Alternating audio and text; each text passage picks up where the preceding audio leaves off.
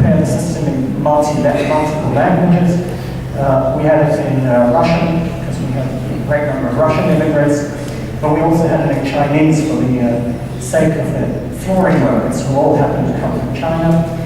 A very simple interface, so it's very simple to prepare, and they all used it. We measured, we had students observing the work throughout the time, through the 3 weeks. It's very labor intensive, it's very difficult to get reliable results. And although I can show you that here, you can see those who are familiar with those who are familiar with the PPC can see that clearly the PPC improved. Is that the result of using Canva? Probably, but I can't say for sure. It could just be that we did planning and we intervened here, so things improved anyway.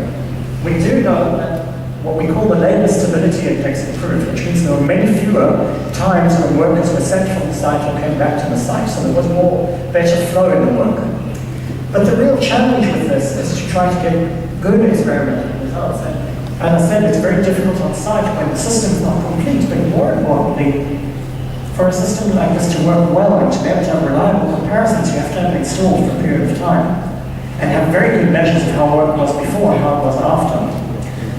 So what we're considering now is to go beyond the field tests. The field tests suffer from these problems. They need large resources. On the other hand, we can observe real reactions. But it takes many, many trials to get reliable results. You have to repeat this over and over again to have populations to compare. It's slow. It takes a lot of time to keep it work. Based on many factors, and the problem is that there might be things influencing, uncertainties influencing the work that we have no control of, but they influence the result. So, what we want to consider now, and we're doing this already, is to test the candidate system in the virtual construction site. And this offers us a number of advantages, but the idea is that we can do the research much more quickly, much more accurately, and much more effectively. So we use the same baseline. We create a virtual construction site. We have one crew, whose crew leader is the subject. They're going in the cave and doing the work, so to speak. And they're doing the work, and we can see how, by taking their team to different spaces in this very big building. And by virtue of using discrete event simulation as an engine behind, we have other crews working with them. And the other crews can be as predictable or unpredictable as we like. We can program them precisely and do what we like them to do. So, what this does is it offers us the opportunity to make immediate changes when we need. It's fast, it's a controlled environment. We can only do one subject at a time, of course, whereas previously we could observe multiple teams on the site.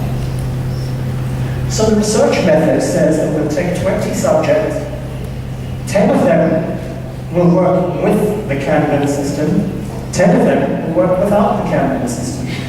And they will be provided precisely the same starting conditions, work conditions, activities of other crews and so on. And we want to see how much time they can save their own crews, how much rework they can avoid. Here is the building model that we're using for this. It's been prepared and then transferred to the cave. And can we please run the video? Yeah. The way it works is that when you're inside the cave as a user, of course you can't see it now in 3D, but you can get the idea. It's not that different from some kind of video game. But the drawing walls are all marked out. You go with your controller, you walk through the building, and when you want to build, you point to the marking, you build the studs. You point to the studs and click on them, it builds the drywall. You want to close the wall, you click on the other side. And so you're going and you actually are doing drywall work. But it's not just one apartment, you have to do 24 apartments. And the key is that some of the walls have electric wiring, some have plumbing, and some have other things that have to be installed. And you don't have control over those. So you need to consult your drawings and know where to do it, and where not to do it, and where to go back to, and where is complete and where is not complete, and so on. So, what we're really doing here is we're using a layered approach to the simulation, where we have, in the engine, we have the user who's running through the simulation.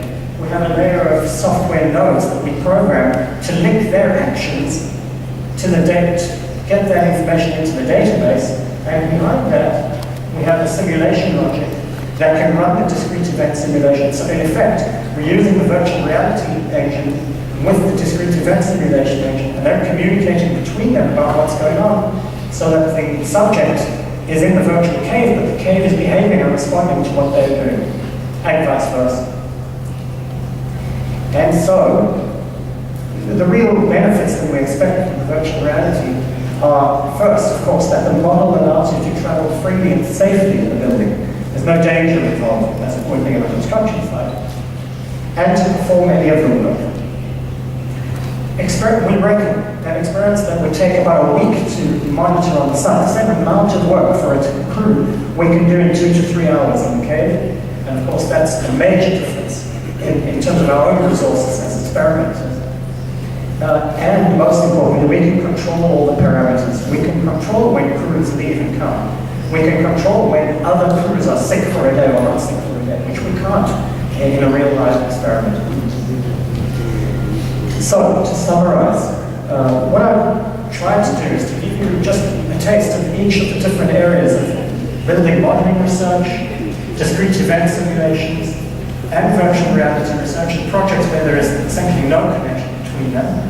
And then to bring it all together and try and tie it into this last project where we're really using all those tools to try to see if we can improve construction management research per se, but of course that leads on to improving construction management. So, to conclude and summarize what I've had to say this afternoon, we're doing research in building modeling and lean construction. We think there's a great synergy between them.